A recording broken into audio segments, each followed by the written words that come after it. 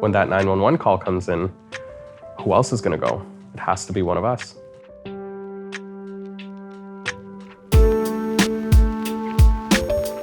My name is Nikhil Chakravarthi. I'm a constable with the Peel Regional Police. I've been with this organization for 10 years. 8 of those years were in a frontline capacity, so out on the road doing patrol calls. So as a frontline officer, you are first on scene to every 911 call, along with your partners in paramedics and fire. And you deal with everything from accidents to medicals, to assaults, violent crime, really anything that goes on in the region that requires someone to dial 911. Everything changed. When March of 2020 rolls along and you see the NBA getting canceled, the NHL getting canceled, and the first lockdown. Today, I'm ordering the mandatory closure of all non-essential workplaces in the province of Ontario. Officers were worried for their own safety, but the show must go on. We still need to do our jobs. Emergencies still occur, and we still need to respond. So what changed? I would say everything.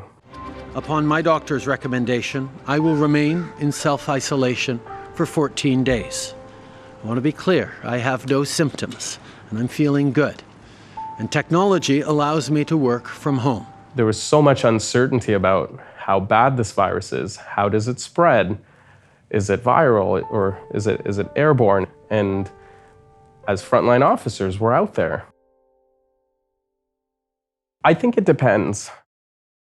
When you're working in frontline, there are things that happen in front of you sometimes that are very dynamic.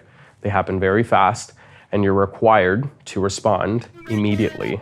So for instance, if you're going to a fight and you pull up to the fight occurring, you don't have the luxury of time to put your gloves on, make sure your mask is on right, make sure your eye protection covers your face without the seals.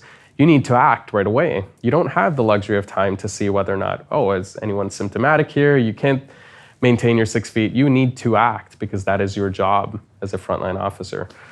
So as much as we tried to make sure we took the precautions that were recommended, there are times in our job where you can't. A similar situation would be even if, let's say you had your PPE on and you pull up to the same fight. It doesn't mean it's going to stay on. If you're trying to break up a fight, latex gloves are likely going to rip. Your mask will likely get ripped off your face. Those are the risks that come along with being a frontline officer during the pandemic. So we had a call, and I want to say this was maybe in July of 2020, so still early on in the pandemic. It was a call for a fight, and a weapon was used. Thinking back, I think it was a bottle at the time, and when my partner and I had eventually rolled up on the call, the culprit who had struck the other person with a bottle was still there, and they were ready to continue their fight with us.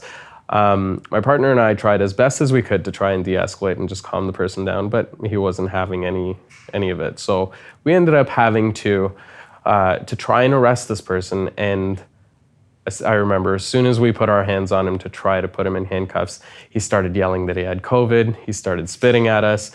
He seemed healthy at the time, and he didn't really exhibit any symptoms, but with the spitting and him saying he had COVID, of course we would have to treat it as if he did have COVID. This call was occurring all over the region regularly, all through the pandemic, at least that initial lockdown, where if someone felt like they wanted to have an unfriendly interaction with the officers whom they were dealing with, COVID's a very easy thing that they can just start spitting out to try and dissuade the officers from actually conducting an arrest, or just because they're unfriendly to the police officers whom they're dealing with. You're thinking once that PPE comes off that this person has it, this is the interaction where I get it. So there was an element of stress, I would say, in that, at least in that first lockdown where there was this virus, and no one knows how bad this virus is. Ordinarily, after a challenging call, you want to debrief with your team.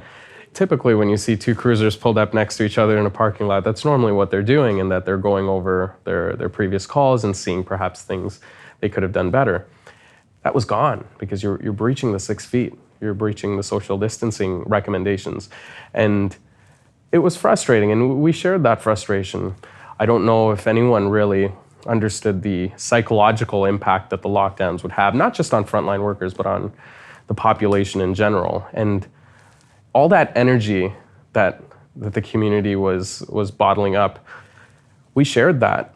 We had the same rules to live with. And I think a lot of times that was lost in at least wearing the uniform that says police.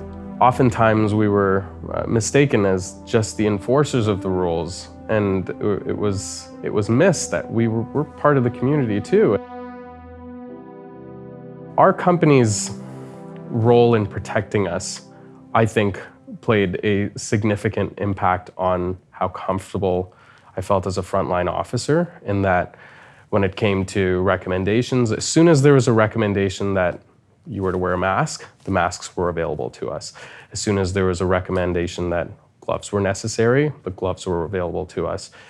Anytime there was a recommendation, our management did what they could to equip us with the tools necessary to abide by those recommendations.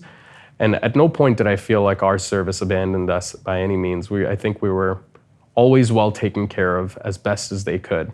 In Peel, we have our organizational wellness. It's a department that's just in charge of taking care of the membership.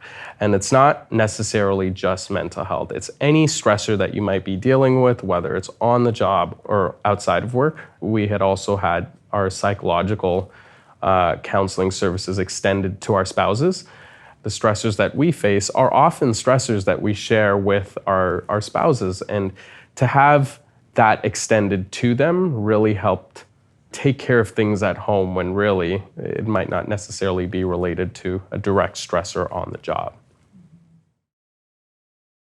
A concern that arose early on was ultimately, if all the police officers are affected with COVID, you still need police officers, so who do you get? And I think our organization realized this as a potential threat, and proactively, they temporarily emptied out a lot of areas of the organization and funneled officers toward the front lines to pad our numbers. Frontline is the majority of what we do, but we have a lot of investigative areas that aren't necessarily frontline. But during times as demanding as when the pandemic first hit, you need additional resources from everywhere that you can get your hands on to alleviate the stress on the front line and also minimize the spread amongst the officers that are being deployed regularly. After management had funneled resources toward the road, it really helped us feel safer. And you look back on it and it's not talked about very often, but that definitely helped. And not only that, it really helps with the mental health side of things. So it was a proactive move by our management that really helped alleviate the pressures on the front line.